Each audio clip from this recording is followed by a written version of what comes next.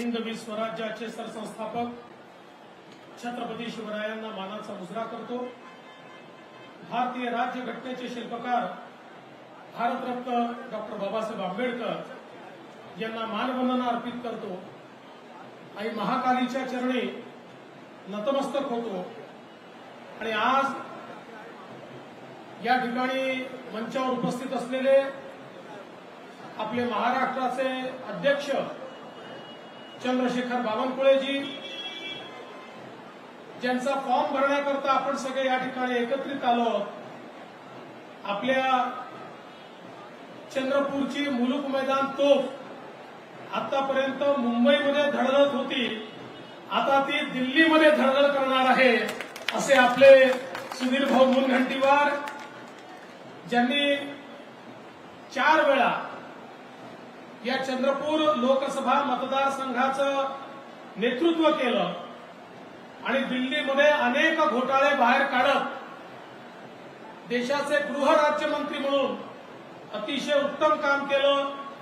ते आदरणीय हंसराज भैया अहिर, सन्माननीय खासदार रामदास तडसजी, आमदार संजीव रेड्डी बुतकुलवारजी, आमदार संदीप धुर्वेजी, आमदार अशोक उईकेजी, हरीश शर्माजी, संजय धोटेजी, राहुल पावडेजी, अशोकराव जीवतडे, राजीव कक्कड, आमचे आशिष बाबू देशमुख, बंडूजी हजारे, नितीनजी या ठिकाणी उपस्थित, विजयजी राऊत, रमेशजी राजूरकर, संध्याताई गुरनुले, राखीताई कांचलवार, मंचावर उपस्थित सर्व मान्यवर आणि उपस्थित सर्व भगिनी आणि बंधूंनो,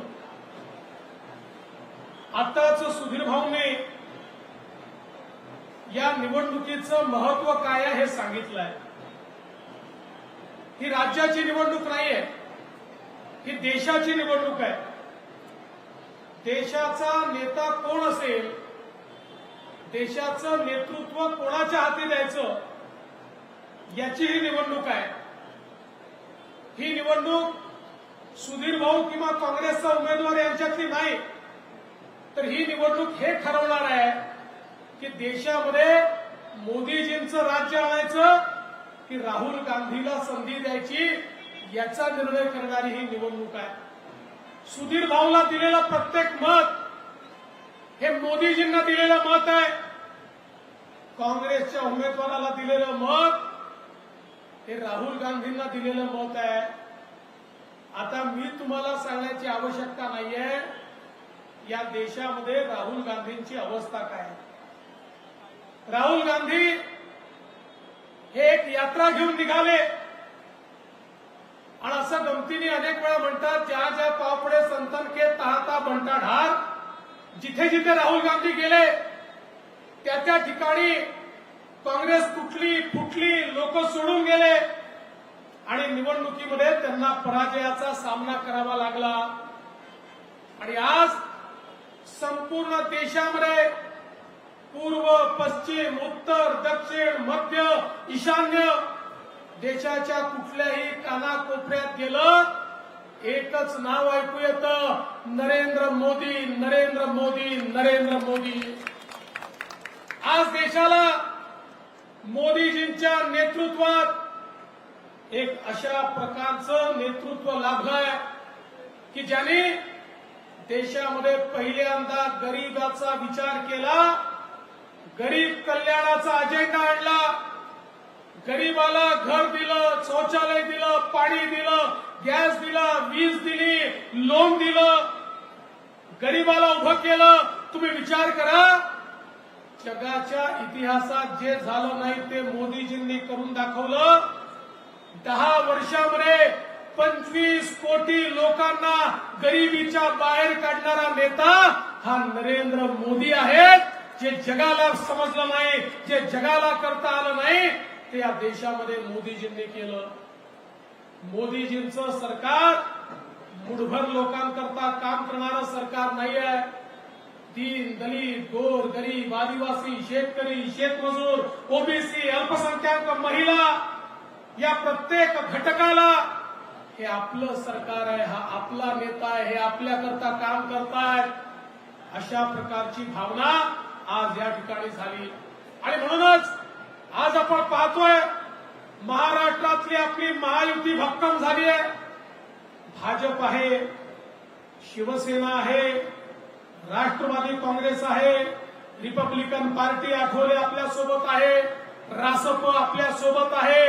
अनेक पक्ष हे आज आपल्या सोबत आहे आणि एक मजबूत अशा प्रकारची महायुती आपण तयार केली आहे. आणि चंद्रपूरमध्ये तर सुधीर भाऊंसारखा एक उमेदवार आपण दिलाय. सुधीर भाऊ नेतृत्व, कर्तृत्व, वक्तृत्व याचा तिहेरी संगम जर कुठे पाहायचा असेल तर तो आपल्याला सुधीर भाऊंमध्ये पाहायला मिळतो. ज्या प्रकारे गेली 30 वर्ष सुधीर भाऊंनी महाराष्ट्राच्या विधानसभेमध्ये विरोधी पक्षात असताना सरकारला सळो की पळो करून सोडलं आणि सत्तेत आल्यानंतर सत्तेमध्ये काय परिवर्तन आपण घडवू शकतो हे महाराष्ट्राच्या जनतेला दाखवून दिलं. या ठिकाणी 50 कोटी वृक्ष लावण्याचा संकल्प सोडून या महाराष्ट्राला हिरवगार करण्याचं स्वप्न हे जर कोणी पूर्ण करू शकलं तर ते सुधीर मुनगंटीवार पूर्ण करू शकले.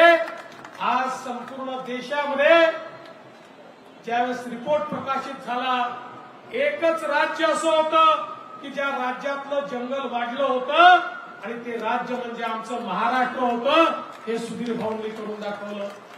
आज सांस्कृतिक कार्यमंत्री म्हणून या महाराष्ट्रामध्ये छत्रपती शिवरायांच्या राज्याभिषेकाच्या 350व्या वर्षाच्या पूर्ततेच्या निमित्ताने छत्रपती शिवरायांना संपूर्ण देशात वंदना तर मिळालीच, पण त्याच वेळी छत्रपती शिवरायांनी ज्या वाघनखाने अफजल खानाचा कोथळा बाहेर काढला होता, जी वाघनख आमच्याकडनं चोरून त्या काळातल्या इंग्रजांनी नेली होती, त्या सरकारशी चर्चा करून ती वाघनख देखील भारतामध्ये आमच्या दर्शनाकरता आणण्याचं काम जर कोणी केलं असेल तर ते सुधीर भाऊंनी केलं. आमच्या अस्मितेची ही जी काही मानकं आहेत त्या मानकांच्या संदर्भात त्यांनी केलेलं काम आपण सगळ्यांनी बघितलं. आणि आज ज्या प्रकारे चंद्रपूर जिल्ह्याचा चेहरा बदललेला आपण पाहतोय, ज्या प्रकारे विकास झालेला आपण पाहतोय, आज या महाराष्ट्रामध्ये मोदीजींच्या सरकारमध्ये आमच्या नितीनजींच्या नेतृत्वामध्ये ज्या प्रकारे विदर्भाचा चेहरा बदललेला आपण दिसतोय. आज मी आपल्याला सवाल विचारू इच्छितो की भारतीय जनता पक्षाच्या व्यतिरिक्त किंवा महायुतीच्या व्यतिरिक्त कोण विकास करू शकतं? आज आपण बघितलं मागच्या वेळी एक ऍक्सिडेंट झाला आणि आपलं हंसराज भैया छोट्या मतांनी त्या ठिकाणी हारले.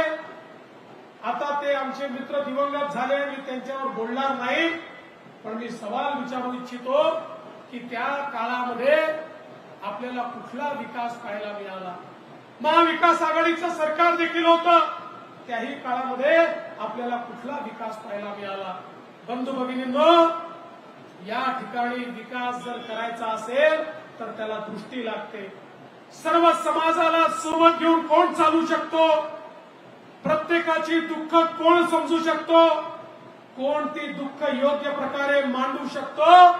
हा जर विचार आपण केला तर आपल्या मनामध्ये सुधीर भाऊंच्या व्यतिरिक्त दुसरं नावच येऊ शकत नाही, हा मला विश्वास आहे.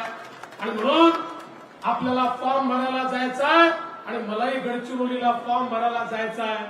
आणि मी तुम्हाला काही फार सांगावं असं नाही, कारण चंद्रपूरच्या जनतेने निर्धार केला आहे आणि यवतमाळच्याही जनतेने निर्धार केलेला आहे.